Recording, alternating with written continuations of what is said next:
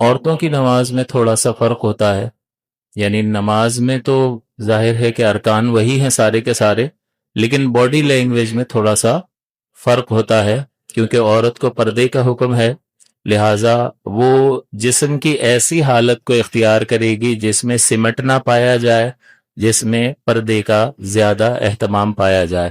تو کچھ چیزیں ایسی ہیں کہ جس میں مردوں اور عورتوں کی نماز میں تھوڑا سا فرق پڑ جاتا ہے۔ اس میں سب سے پہلی چیز تکبیر تحریمہ ہے۔ جب ہم اللہ اکبر کہتے ہیں تو مرد کانوں تک ہاتھ اٹھاتا ہے، اتنے اوپر تک، لیکن عورت صرف اتنے ہاتھ اٹھائے گی، کندھوں تک ہاتھ اٹھائے گی، زیادہ نہیں اٹھائے گی۔ تو تحریمہ میں عورت کندھوں تک ہاتھ اٹھائے گی۔ دوسرا فرق پھر جب وہ تکبیر کہتے ہوئے اللہ اکبر سینے پہ ہاتھ باندھے گی۔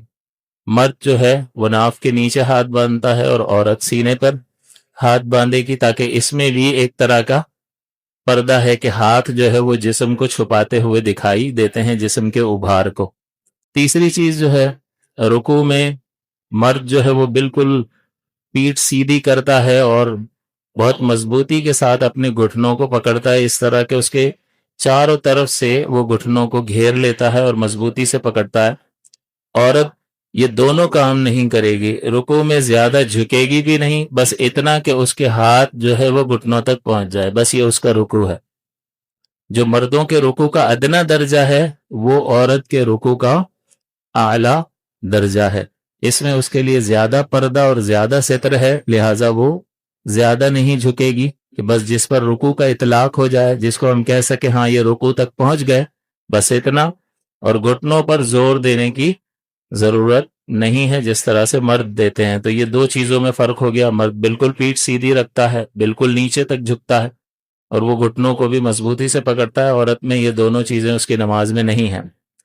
سجدے میں جب ہم مرد جاتے ہیں تو ہم جو ہے اس طرح سے سجدہ کرتے ہیں، حضور صلی اللہ علیہ وسلم اس طرح سے ہاتھوں کو پھیلایا کرتے تھے اور یہ بالکل کھول دیا کرتے تھے کہ صحابہ فرماتے ہیں کہ اگر کوئی بکری کا چھوٹا سا بچہ اگر نکلنا چاہے تو ہاتھوں کے بیچ میں سے نکل جائے، اتنا فاصلہ ہوتا تھا۔ لیکن یہ اسی وقت ہے کہ جب بندہ اپنی نماز پڑھ رہا ہو یا برابر میں کوئی بھی نہ ہو تو اتنے ہاتھ وہ کھولے گا، لیکن جماعت میں ہوگا تو ظاہر ہے کہ جتنے کھول سکتا ہے اتنے۔ تو یہ بغلیں بالکل کھلی ہوئی ہوں۔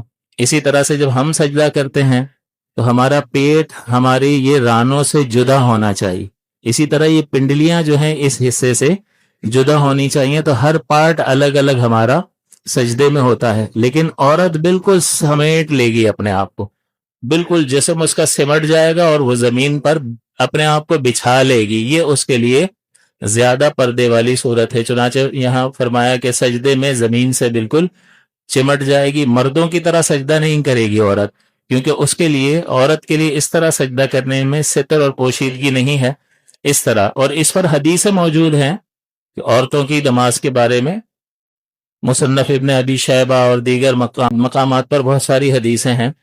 ہم ان دلائل کو تو ذکر نہیں کر رہے، ہم تو سیدھا سیدھا مسائل کو بیان کر رہے ہیں، جس کو لینا ہو لے لے، جس کو تحقیق کرنی ہو تو وہ کرتا رہے تحقیق۔ آخری چیز، جب قعدے میں بیٹھے گی، اتحیات پڑھے گی یا سجدے سے اٹھے گی، تو جب قعدے میں وہ بیٹھے گی تو تورک کرے گی۔ تورک کا مطلب ہوتا ہے کہ دونوں پیر ایک طرف نکال دینا۔